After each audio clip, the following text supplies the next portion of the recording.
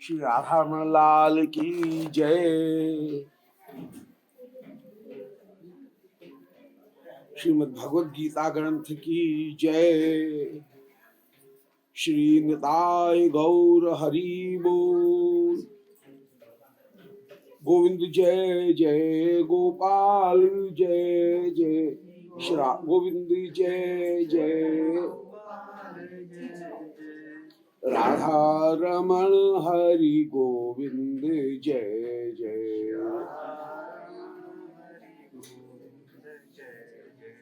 गोविंद जय जय गोपाल जय जय।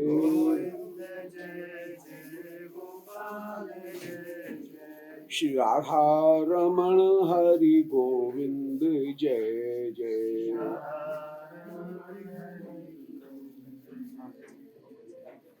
बोलो वृंदावन बिहारी लाल की जय। वंदे हम श्री गुरु श्री उत्पद कमलम श्री गुरून् वैष्णवांश्च श्री रूपम साग्र जातम सहगण रघुनाथान्वितम तम सजीवम साद्वैतम सावधूतम परिजन सहितम श्री कृष्ण चैतन्य देवम श्री राधा कृष्ण पादान सहगण ललता श्री विशाखान्वितांश्च नारायणं नमस्कृत्य नरं चैव नरोत्तमं देवीं सरस्वतीं व्यासं ततो जयमुदीरयेत्। वाञ्छाकल्पतरुभ्यश्च कृपा सिन्धुभ्य एव च पतितानां पावनेभ्यो वैष्णवेभ्यो नमो नमः। बोलो श्री वृंदावन बिहारी लाल की जय। ज्ञान है गुह्य। भगवत प्राप्ति के उपाय मोक्ष उपाय जो ज्ञान है वो है गुह्य। भगवत प्राप्ति में जो उपयोगी ज्ञान है वो है गुह्यता और भगवत भक्ति है गुह्यतम। नवम अध्याय भगवत गीता का उसका नाम है राजगुह्य योग। माने गुह्य में भी सबसे ज्यादा जो राजा है, गोपनीयों में भी सबसे ज्यादा राजा, ऐसे योग का इसमें वर्णन कर रहे हैं। माने भक्ति ही रहस्य होकर के विराजमान है। सहरहस्यम तदंगम च ग्रहागतम मया। रहस्य जो है वो रहस्य का नाम भक्ति है, प्रेम लक्षण भक्ति है। और कल के प्रसंग में श्री भगवत भक्ति की महिमा का निरूपण कराए कि राजविद्या राजगुह्यम पवित्रम विदम उत्तमम प्रत्यक्षावगमम धर्म्यम ससुखम कर्तुम अव्ययम। बहुत सुंदर श्लोक है। भगवत भक्ति की महिमा का इतना समेकित कंसोलिडेट जो वर्णन है वो उस श्लोकों में ये एक है जो इतना संक्षिप्त और इतना सारपूर्ण वर्णन करते हैं। माने विद्या का यह राजा है, राजविद्या। विद्या का तात्पर्य है सा विद्या या विमुक्त, जो विमोक्ष प्राप्त कराए उसका नाम विद्या है। मोक्ष प्राप्त कराने का, संसार बंधन से मुक्त कराने का जो उपाय उपस्थित करे उसका नाम विद्या है। विद्या कहते हैं ज्ञान का फलीभूत जो स्वरूप है उसको हम विद्या कहेंगे। जानना की एक प्रक्रिया है और जब जान लिया गया उसका नाम विद्या है। जिसको जान लिया गया उसका नाम विद्या है। जैसे चूल्हा अग्नि पेटाई गई, उसके ऊपर बटलोई रखी गई, उसमें दूध डाला गया, चावल डाले गए, खीर बन गई, उतार करके रखा। तो जो पूरा प्रोसेस है अग्नि जलाने से लेकर के और चावल के सीजने तक का, वो तो कहलाएगा पाचन। और पक्ति किसको कहेंगे? जब उतार करके रख लिया तो उसका नाम पक्ति है। तो जो सिद्ध रूप है क्रिया का, फलित रूप है, उसको जैसे पक्ति या पाचन कहते हैं, तो पाक कहते हैं। पाचन और पाक, ऐसे ही ज्ञान और विद्या ये दो अलग अलग वस्तु हैं। ज्ञान जो है वो एक प्रक्रिया है और विद्या उसका फलित रूप है। तो किसी भी वस्तु को जानने की जो पूरी पूरी पद्धति है, उसका जो सार है, वो सार वह विद्या है। तो राज विद्या, जितनी भी विद्याएं हैं, माने ज्ञान का परम परम फलित रूप श्री भगवत भक्ति है। सारे ज्ञान का अंतिम फलित रूप भगवत भक्ति है। भक्ति में दो चीज हैं, भक्ति में आह्लाद भी है और भक्ति में ज्ञान भी है। आह्लादी शक्ति स्वरूप है श्री राधा रानी, रासेश्वरी श्री विश्वानंदिनी। वे मादना के महाभाव स्वरूपा हैं, आनंद रूपा हैं, आह्लादनी स्वरूपा हैं। और आह्लादनी स्वरूपा जो हैं, उनमें यदि संबित और मिल जाए, संबित माने ज्ञान और मिल जाए, अपने आप को मैनिफेस्ट करने की क्षमता और आ जाए, प्रकट करने की क्षमता, तो लादनी का सार और संबित का सार, इनके एक एक अंश को ले लिया जाए, एक एक छींटा को ले लिया जाए और इनको मिला लिया जाए, तो वो भक्ति बन जाएगा। एक और तो आनंद है, दूसरी ओर आनंद में प्रकाशन होने की शक्ति भी है। तो लादनी भी है और संबित भी है, आनंद भी है और ज्ञान भी है। इन दोनों का समुद्र तो हो गई श्री राधा रानी, और उसकी एक सीकर, माने बूथ तो बहुत बड़ी चीज है, एक कुहार जो है, वो कुहार श्री राधा रानी के द्वारा श्रीमद गुरुदेव के माध्यम से जीव के हृदय में कहीं नाम के रूप में प्रदान की जाती है। तो वो जो नाम दिया गया, वो रहस्य रूप में दिया गया, मन छिपा करके दिया गया। दीक्षा की जो विधि है, इसलिए राजगुह्यम, ये राजगुह्य होकर के, माने गुह्यों में भी, छिपाने वाली वस्तुओं में भी राजा होकर के, सर्वश्रेष्ठ होकर के भगवत भक्ति विराजमान है। तो ज्ञान का सार है, जो मूल्यवान वस्तु है रहस्य, उसको उसका भी सार होकर के विराजमान है। जैसे रहस्य को छिपा करके रखा जाता है, धन को छिपा करके रखा जाता है, ऐसे पवित्र माने भक्ति के अतिरिक्त तो और कोई दूसरी वस्तु पवित्र करने वाली नहीं है। भक्ति के द्वारा पाप भी निवृत्त होते हैं और पाप की वासना भी निवृत्त होती है। ज्ञान के द्वारा पाप की वासना निवृत्त नहीं होती है, कर्म के द्वारा पाप की वासना निवृत्त नहीं होती है। भक्ति के द्वारा पाप और पाप की वासना दोनों निवृत्त होते हैं। तो पवित्रम उत्तमम, ये सर्वश्रेष्ठ वस्तु को प्राप्त कराने वाली है। प्रत्यक्षावगमम, भक्ति में साधन अवस्था में भी सुख की प्राप्ति होती है। तो प्रत्यक्ष माने साधन अवस्था में भी सुख की प्राप्ति साधक को अपने आप अनुभव होने लगती है। और धर्म्यम, यही सबसे ज्यादा सब धर्मों में प्रसिद्ध धर्म होकर के विराजमान है। माने यदि भगवत भक्ति की जाए और कोई दूसरे साधन नहीं किए जाएं, तब भी परम फल की प्राप्ति हो जाएगी। धर्म ससुगम कर्तुम अर्हति, और इसको सरलता से किया जा सकता है। और अव्ययम, अव्ययम का तात्पर्य है कि मोक्ष की स्थिति में भी भगवत भक्ति निरंतर निरंतर बनी रहेगी। अव्ययम का तात्पर्य है मोक्ष की स्थिति में भी उनकी स्थिति बनी रहेगी, समाप्त नहीं होगी। अन्यथा फल की प्राप्ति हो जाने पर साधन को त्याग कर दिया जाता है, परंतु भक्ति कभी समाप्त नहीं होती है। कर्म कब तक? बोले जब तक अपूर्व की प्राप्ति नहीं हुई।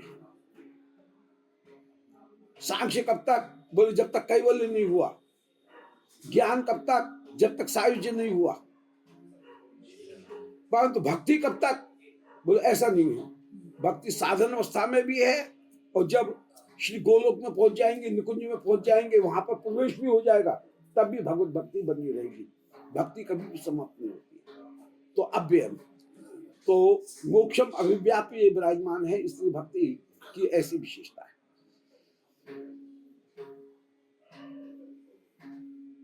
श्री भक्ति का अपूर्व ऐश्वर्य है।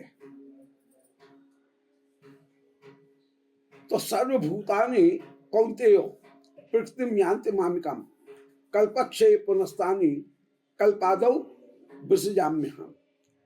कि जितनी भी वस्तुएं हैं वे सब प्रलय हो जाने पर समाप्त हो जाती हैं और भगवान में प्रकृति में लीन हो जाती हैं और कल्प के बाद में फिर उनको मैं प्रकट करता हूं। तो दास्य भक्ति जो है वो अव्यय होकर के विराजमान है ठाकुर की सेवा। अब केचित वर्णन कुछ लोग ये कहते हैं कि वासुदेव का स्वरूप जो है श्री कृष्ण का स्वरूप वो क्या नारायण का अवतार है। तो ठाकुर यहाँ पर एक बात कह रहे हैं कि निष्कर्ष की बात कर रहा हूं कि अवजानन्ते माम मूढ़ा मानुषीम तन्मास्त्रताम परम भावम अजानतो मम भूत महेश्वरम। के जो मूढ़जन हैं वो मुझे मनुष्य योनि में प्राप्त किए हुए एक सामान्य जीव की तरह से देखते हैं, परंतु परम भावम न जानती। वे मैं कार्यान्वयन का अंश नहीं हूं, ये जो निष्कर्ष कहते हैं वो कुछ उचित नहीं है। मैं सबका कारण होकर के विराजमान हूं। तो परम भाव मुझे पर भाव के रूप में ही जानना चाहिए। भाव माने सत्ता, मैं परम सत्ता होकर के विराजमान हूं, महेश्वर होकर के मैं माने सर्वश्रेष्ठ ईश्वर होकर के मैं विद्यमान। राजविद्या किसको कहेंगे कि जितनी भी वस्तुएं उन सबों का कार्य सब जितने भी ज्ञान हैं उन ज्ञानों का वह मुख्य कारण होकर के विराजमान है। इसलिए सर्व कारण ज्ञान यही राजविद्या होकर के विराजमान है।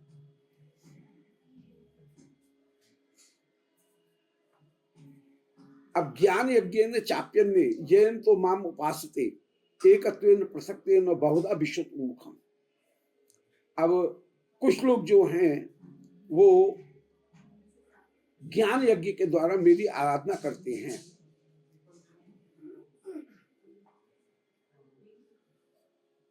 माने मोक्ष को प्राप्त करने के लिए मेरी आराधना करते हैं। एकत्वेन वे एकत्व होकर के मेरा ध्यान करते हैं, अर्थात ब्रह्म ही में ही सब व्याप्त है। ज्ञान का तात्पर्य है कि जहां पर के ब्रह्म और जहां पर के सब वस्तुएं जीव और जगत इनकी एकता स्थापित हो जाए उसका नाम ज्ञान है। तो ये तीन प्रकार की एकत्व जो उपासना है वो एकत्व उपासना तीन प्रकार की उपासना होकर के विराजमान है। अंग्रोपासना, प्रतीकोपासना और विश्व रूप उपासना। अंग्रोपासना का तात्पर्य है कि मैं ही ब्रह्म हूं, कि ज्ञानी जन अंग्रोपासना करते हैं। वैष्णवगण अंगोपासना को स्वीकार नहीं करते, वे कहते हैं हम तो दास हैं माधुर्य का आस्वादन प्राप्त करने के लिए, हम ब्रह्म नहीं है। परंतु अंगोपासना में जो योगी जन है वे अंगोपासना करते हैं। अब कभी प्रतीक उपासना भी नहीं है, मैं प्रतीक भी नहीं हूं। और विश्व रूप की उपासना ये भी केवल एकाग्रता को स्थापित करने के लिए है। तो मेरी तीन तरह से उपासना कीजिए। ठाकुर जी कह रहे हैं कि भक्ति सर्वश्रेष्ठ है, ये बताया। अब भक्ति की उपासना तीन तरह से, भक्ति का प्रयोग तीन तरह से किया जा सकता है। अंगोपासना का तात्पर्य है कि अपने आप को ही ब्रह्म मानना, अहम ब्रह्मास्मि, इस भावना को धारण करना और जीवात्मा परमात्मा में कोई भी भेद न मानना, ये अंगोपासना। इसमें माने सायुज्य मुक्ति की प्राप्ति करना, मैं ही ब्रह्म हूं ये धारणा करना, परंतु इसमें भगवान माधुर्य का आस्वादन प्राप्त नहीं होगा। अब दूसरी जो है वो है प्रतीक उपासना। तो प्रतीक उपासना भी नहीं, मैं साक्षात भगवत स्वरूप ही हूं, मैं किसी का प्रतीक नहीं हूं, और मेरे जो वैभव है वे भी प्रतीक रूप नहीं है। तो शिव ग्रह को प्रतीक करके नहीं माना जाना चाहिए, शिव ग्रह साक्षात ठाकुर जी के स्वरूप ही। तो प्रतीक उपासना नहीं है, वो सिंबल नहीं है। जैसे किसी देश का झंडा या किसी देश का जो राज चिन्ह है वो कहीं सार्वभौमता सोवरेनिटी जो है उसका सिंबल है, ऐसे वो सिंबल नहीं है। मेरा जो स्वरूप है वो साक्षात मेरा ही स्वरूप है। और तीसरी जो है वो विश्व रूप उपासना। विश्व रूप उपासना की बात कर रहे थे, उसमें जगत जो बना है वो तो बना है त्रिगुणों का, परंतु भगवान जो हैं वे त्रिगुणों के नहीं है, भगवान विशुद्ध सत्वात्मक हैं। तो जगत में भगवान के रूप का दर्शन करना ये केवल एक लाभ देता है कि हमारी एकाग्रता हो जाएगी, परंतु जगत को भगवत स्वरूप नहीं माना जा सकता है, क्योंकि जगत विनाशील है, भगवत स्वरूप विनाशील नहीं। तो श्रीमद् भगवद गीता में दो उपासनाओं का विशेष कहीं उल्लेख आता है, उसमें भ्रम हो जाता है कि सारे विश्व में भगवान की कल्पना करना कि पाताल उनका चरण है, जैसे स्वर्ग उनकी नाभि है, सत्यलोक उनका ललाट है, केश जो हैं वो वृक्ष उनके केश हैं, पहाड़ उनकी हड्डियां हैं, नदियां उनकी नाड़ी हैं। परंतु ये केवल समझाने के लिए, माने चित्त जो जगत हमें खींच रहा है उसको हटाने के लिए, ठाकुर में चित्त एकाग्र करने के लिए ये बात कह दी गई। इसको कुछ इस तरह से समझा जा सकता है कि कक्षा में जो विद्यार्थी सबसे ज्यादा ऊधम करता हो, डिस्टर्बेंस करता हो, एक क्लास टीचर क्या करता है, उसको मॉनिटर बना देता है। तो ये जगत हमको भगवत ध्यान में से चित्त हटाता है। ध्यान करने बैठते हैं ठाकुर जी का और जगत में चित्त जाता है।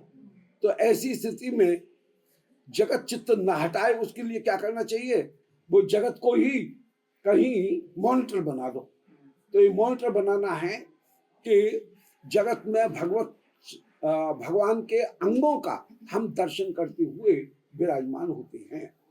तो ऐसा करने पर तत्वतः स्थूल धारणा में चित्त नहीं लगाना है, स्थूल धारणा से चित्त हटा करके सूक्ष्म धारणा में कहीं चित्त लगाना है। एक बार कल्पना की कि सब जगह माधव विद्यमान है, मानव सेवा भी माधव सेवा है, ये विचार किया, परंतु फिर ये विचार किया जाएगा कि नहीं, मानव सेवा करने में कहीं भूल से हमारे हृदय में कहीं अभिमान ना आ जाए, चोर रास्ते से कि हम ये करने वाले हैं। और ऐसा आ ही जाता है, शुरू तो किया जाता है चैरिटी के माध्यम से, परंतु प्रयास ये होता है कि चैरिटी में भी कहीं मेरा नाम आ जाए कि ये अमुक का चैरिटेबल हॉस्पिटल है, तो अपने नाम की, अपने यश की कहीं पूर्ति करने का प्रयास हो जाता है। तो जगत की सेवा, भगवान जगत में सर्वत्र विद्यमान है परंतु स्वरूपतः विद्यमान नहीं है, भगवान शक्ति के माध्यम से विद्यमान है, त्रिगुणात्मक शक्ति के माध्यम से विराजमान है, स्वरूपतः भगवान विद्यमान नहीं है। स्वरूपतः जो भगवत स्वरूप है उसकी आराधना करने पर हमको जो कल्याण की प्राप्ति होगी वो शक्ति के माध्यम से करने पर वैसी प्राप्ति नहीं होगी। इसलिए जगत बना हुआ है त्रिगुणात्मक। यदि जगत को ही ईश्वर मान लेंगे तो फिर कहीं चोर रास्ते से ममता में हमारी बुद्धि हो जाएगी।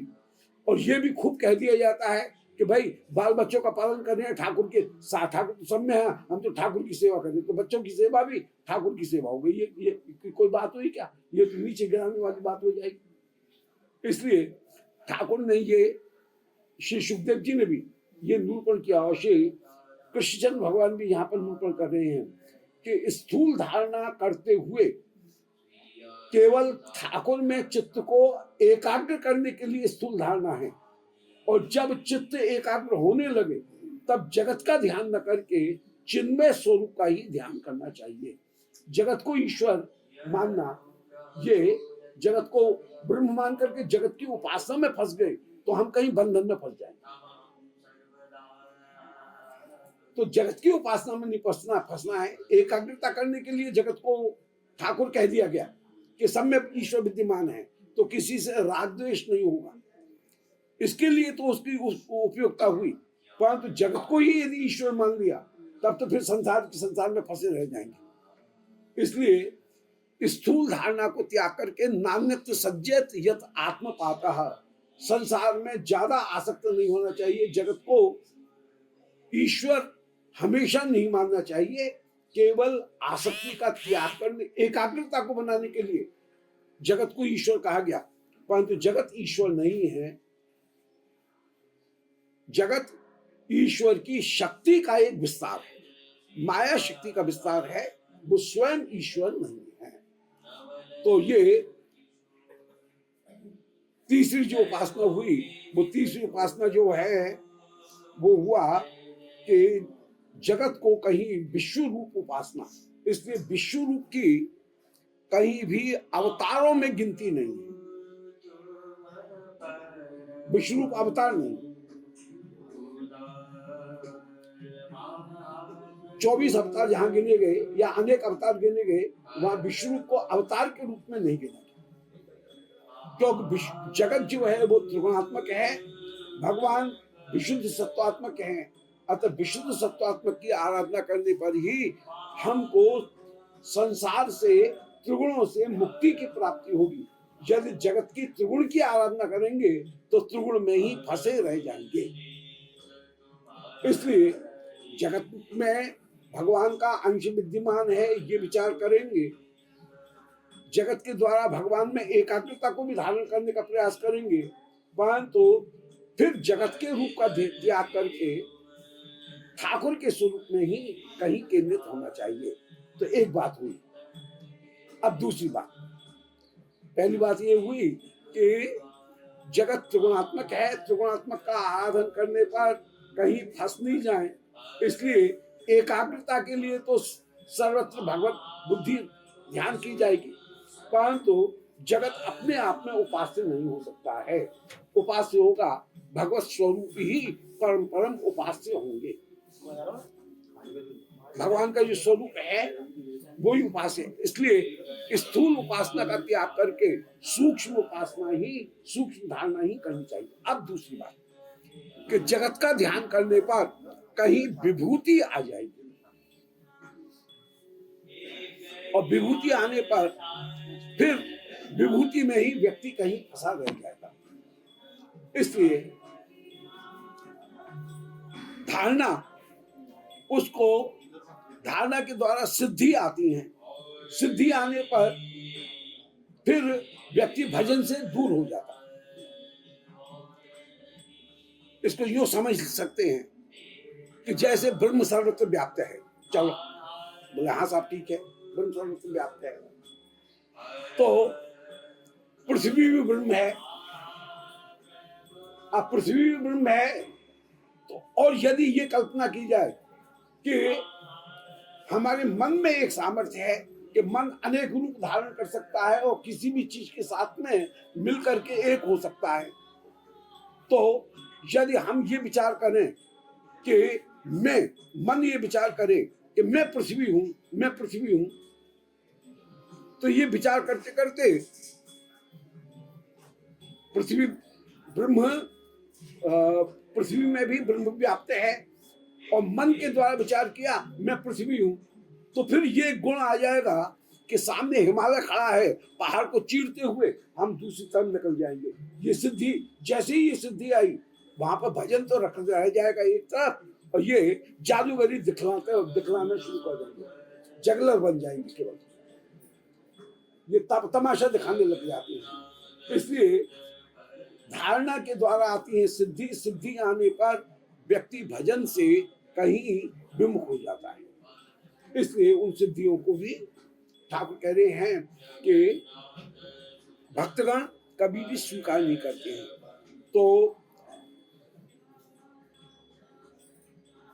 तीन जो उपासनाएं थी, माने सबसे पहले धारणा, फिर प्रतीक उपासना और फिर ये जो सिद्धि, ये तीनों उपासनाओं से हट करके मूल जो स्वरूप है उस मूल स्वरूप का ही निरंतर ध्यान करना चाहिए, ये कहने का है।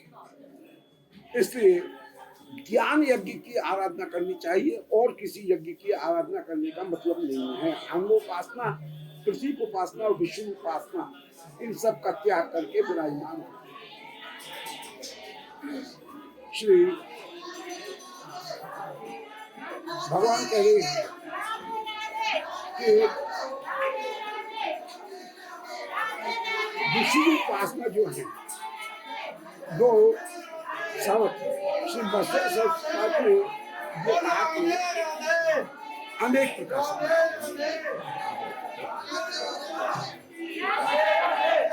तो इनको अनन्य चिंतन को मामले देना तो प्रतीक उपासना करने की जरूरत नहीं है। जो धारणा है, धारणा करने की जरूरत नहीं है, और धारणा करके विष्णु उपासना उसको भी करने की जरूरत नहीं है। स्वरूप उपासना ही की जाए, और मेरा जो स्वरूप है नंदनंदन स्वरूप, वासुदेव स्वरूप, वो स्वरूप ही परम परम श्रेष्ठ है, उसकी आराधना करो। चित्त को हटाने के लिए विषयों से जगत में भगवान के अंगों का ध्यान किया जाए, परंतु मूल रूप में ध्यान किया जाएगा चिन्मय अंगों का। त्रिगुणात्मक जो अंग हैं उनका ध्यान करने से सिद्धियां आएंगी, और सिद्धि आने पर भटकाव उत्पन्न हो जाएगा। बोलो वृंदावन बिहारी।